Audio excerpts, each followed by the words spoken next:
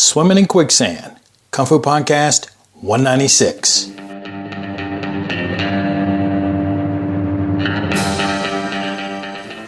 Exploring the culture, the adventure, and the impact of martial arts. And I'm your host, T.W. Smith. A few men sit beside a new pot of stew. They haven't done anything with it, haven't even looked in it. They take their cup, they reach in, and whatever they pull out is pretty much what they believe that stew is, right? So if you're looking around martial arts, a lot of times whatever you decide to pull out with your cup is what you believe martial arts is and what it was made of or what the base of it is. And that can change a whole lot from place to place, person to person. In fact, it's almost like a hall of mirrors, right? Different distortions of the same thing. I went to Twitter to find what do people associate martial arts to. There are things such as a pop music star with this flimsy little wushu sword running and flying through the air like Peter Pan. There was a young Muay Thai practitioner shadowboxing. Another guy is teaching self-defense by demonstrating a strike, throw him to the ground, strike him, and then proceeds to mount and start wailing on the guy after that. Now, remember, that's not self-defense at that point, even in a stand your ground state like North Carolina. There are guys dressed in their gi doing water bottle tricks. Then there's this huge pot-belly guy doing acrobatic forms without a shirt in the rain. You don't want to watch that before bed, I can tell you that. Let's see, there was sporting, of course, UFC, MMA, whatever brand it calls itself. We had bunches of movie trailers. Pretty darn spectacular animation in these video games. We had kids bouncing around on the floor. Gear sales, of course, you got merchandise. We have application demonstrations, some which were very good and some which were very sad. We had myths like Bodhidharma brought martial arts to China and then to Japan. Then we have a guy who's using a 10-foot python as a training partner. He's attempting to catch the head of the snake while the snake tries to strike him. Then there's my favorite. A little girl sketched herself for school doing martial arts. She is in her uniform with a ponytail and a big smile. Then around her picture, she wrote some words that perhaps captures the essence of defining martial arts. Over her head, she wrote practice. Under her feet, she wrote not lazy.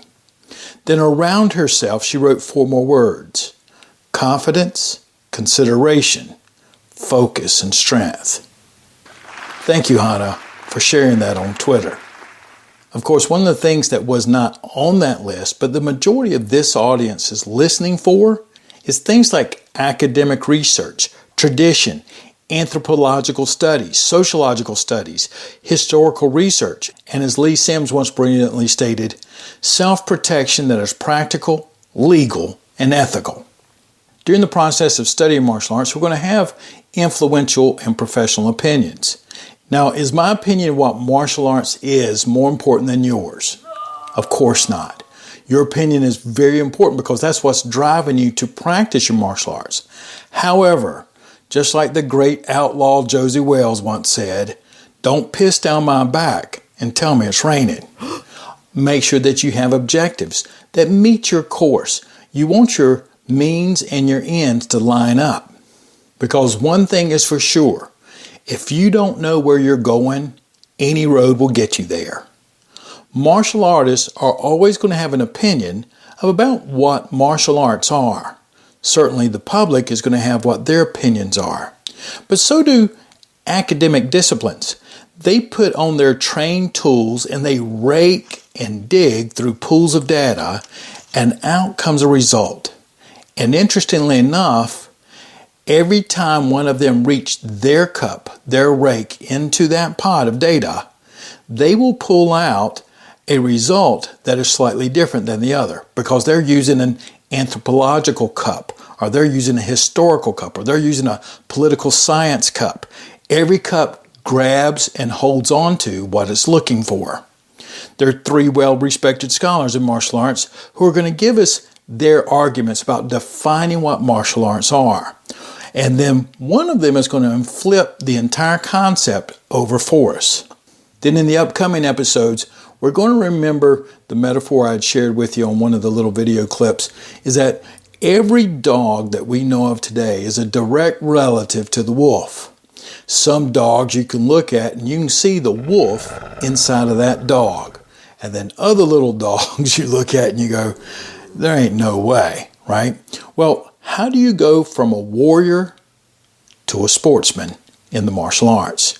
How do you create that new breed? And that's what we're going to follow. But first we have to know, and just like we said before, we have to know where we're trying to go. We have to know what are we going to look at and how are we going to look at it. Be aware of the trap. Professor Paul Bowman, Agent of Action here at Kung Fu Podcast, put together an article in 2016 about the problems that academic researchers have in defining martial studies. For most of us, the non-academic type, in this realm, defining martial arts doesn't seem to be that hard, does it? And it's certainly not something formal. You go, yeah, that's it. No, that's not. You can put 20 senior martial artists in a room and I guarantee you will get at least 10 variations of what martial arts are or are not. So where do you draw that line? Let's get more on the definition of martial arts studies with Professor Paul Bowman. Once we ask what is or are martial arts, it is a question that people get stuck on or stuck in. So to avoid this quicksand trap, let's walk around the trap, reflecting less on where do we draw the line and more on why draw the line, and indeed how or in what ways should anyone draw that line. So what is the line anyway? What is the definition? Stated bluntly, the line that people believe needs to be drawn is a line between martial arts on one side, the inside, and not martial arts. That's on the other side. The line, the definition, is the border between the inside and the outside. On the inside of this line, there will be martial arts properly. On the other side of the line is everything else, which is not proper to martial arts. As Paul walks us around the quicksand, he points out that after going through the exercise, you will begin to see that many add-ons and extras start showing up. Then we go from martial art to plural, martial arts. He wrote, quote, "People realize that there is no simple unity, but they nonetheless still want to erect a definition." So realizing that the category martial arts is constitutively imprecise, people try to return us to precision by adding categories, refinements, differentiations, martial arts or combat sports, self-defense, military martial arts, weapon-based systems, religious practices, cultural traditions, calisthenics taught in schools, traditional, non-traditional. You get the point. The entities that are called hybrids, and each edition seeks to introduce a level of clarity and precision, while nonetheless inexorably introducing even more gray area and further grounds for disagreement, end quote. When we're at the martial arts seminars, don't you see that unfold right in front of us or right inside of us? You know, of course, when we're at a seminar, there are these really formal hybrid definitions, and we have manifested these personal biases that are in mode while we're there. It's okay, it's just that we need to be conscious that there is a subconscious at work. When you start to look through the list of opportunities of classes that you could attend, your biases are going to pick the things that are interesting you, what you believe is inside the line. Now, in the academic studies, they bring this to full bear, as Professor Bowman says to his PhD students. First, why did you draw the line here and not there? And second, why did you approach it in this way and not another? And you must be able to answer both of those questions. You must know that you could have drawn the line elsewhere and differently, and that this will inevitably change things. By changing your approach and your line, you will produce different kinds of insight, perspective, result, outcomes, and conclusions. Now, I try to listen, and sometimes I will just straight out ask, for people to give me their perspective of what they believe martial arts are. You take Hanshi Doug Perry, one of the best guys you could ever hang around. If you have a chance to ever take anything with Hanshi Doug Perry, I encourage you to do it. Retired United States Marine Corps who learned karate in Okinawa from people you hear stories about before most of us were born. You can tell that his definition of martial arts is clear, yet he is observant to how it changed. Look up the Kung Fu podcasts that are on the free RSS feed for Doug Perry. I drove up to his house in the mountains of North Carolina and shared that interview with you. Let's take a moment and listen to a scholar in the area of performance studies. That sounds reasonable, right? If martial artists, we're nothing if we're not about a good performance, right? But this scholar is challenged when he is defining the problem. The act of drawing a line around such practices not only seems arbitrary, but is also stifling and artificial in his mind. In the terms of performance study, it is also ethically problematic. Why would someone interested in performance separate martial arts from other kinds of physical practice? And anyway, how and why, or would anyone really draw a convincing line between martial arts practices and dance or theater, religion, somatics, or even athletics? Michael Jordan, arguably one of the best basketball players that have ever lived. I played golf with him a couple of times. He used to wear his Carolina basketball shorts under his Chicago Bulls jersey.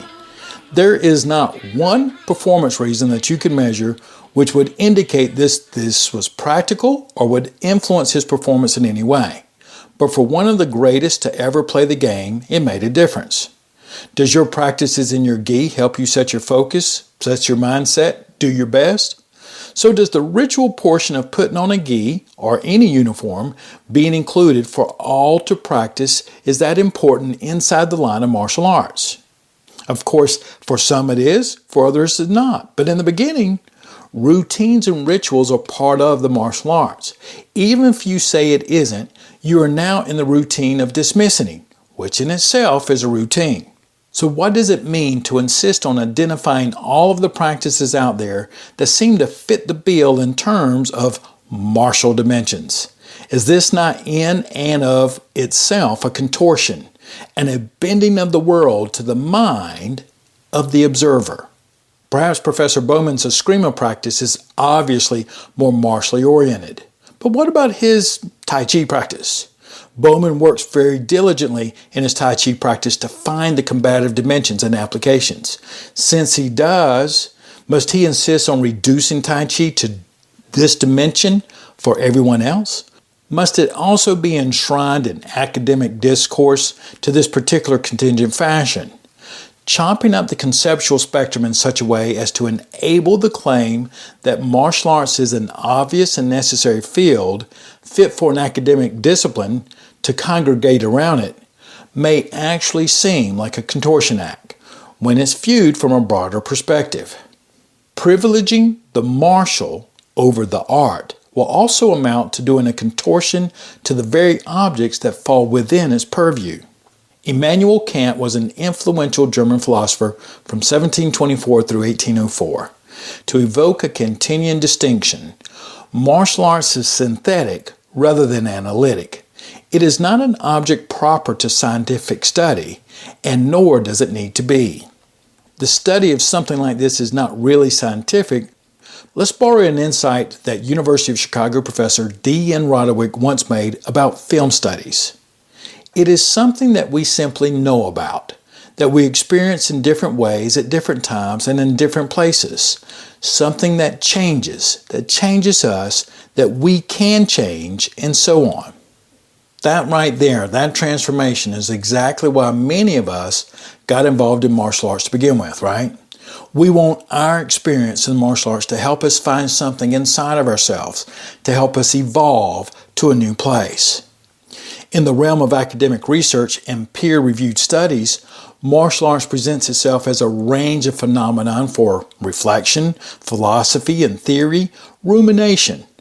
Martial arts, however conceived, asks questions about what is and about other things. So for example, life, value, health, gender, nation, strength, honor, fun, ethnicity, culture, and self-identity.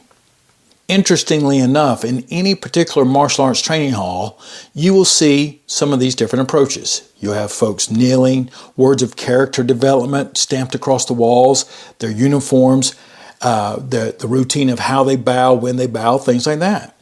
People are likely to kind of just know what you mean when you say martial arts. Even if it's utterly incompatible, they still kind of know what you mean. Also, even though you may take a moment and attempt to specify the content in the field, you can't help but produce contradictory objects and practices. That nuance of that even defining to a smaller detail will continue to stimulate contradictory problems even in the physical realm. So for example, you can say today you're going to take your skills to be a bodyguard. Your physical skills today, you're going to be a bodyguard, okay? And inevitably, I'll have someone say, well, I don't want to practice for being a bodyguard. And I'll generally will look at them and say, well, that's a shame for your daughter, your mother, and your girlfriend. Certain roles become inherent when you decide to take on the practice, at least in my mind.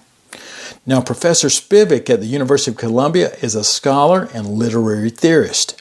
Once argued that making any distinction, making any discrimination, specifying, erecting, or using any conceptual category is irreducibly and inescapably political in some sense. This, as Professor Spivak explains, begins to produce differentials and it erects binaries, and binaries are inevitably hierarchical. The inside is the proper, the outside is the improper, the other stuff. The question thus becomes, how hospitable are we to be to the impropriety, to the alterity? How is difference going to be treated? I believe we can see the reasons for Professor Bowman's academic arguments and see the validity and issues in that context. Adding solid lines to an area can restrict and alienate other components. However, as we said before, if you don't know where you're going, any road will get you there. So without some defining boundaries, everything is arguably a martial art. And then Sun Lutang is equivalent to the father of close quarter combat, William Fairbairn. And that can't happen. And how these two men, for example, really approached martial arts and how they define martial arts is inevitably different. You can find both of those compilations over there at the website. There's also something else happening here that I like to remind myself of during the course of any of this reading. If you make a mistake in academic research of drawing the line, there is no penalty. You just erase it and draw another line, or you draw the line in a different direction. You can erase it and try again.